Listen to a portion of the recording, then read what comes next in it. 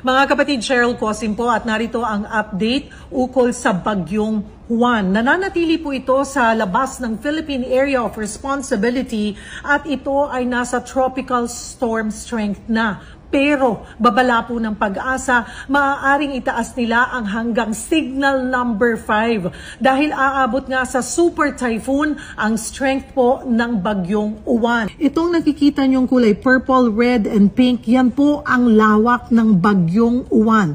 Nasa lawak ito na nasa 900 kilometers at posible pang umabot hanggang 1,000 kilometers po ang diameter nito. Kaya inaasahang makakaapekto ito sa buong Luzon and parts of Visayas. At katulad po ng babala namin, aabot ito sa super typhoon strength. At mararamdaman natin yung bagsik ng bagyo by Sunday night and Monday.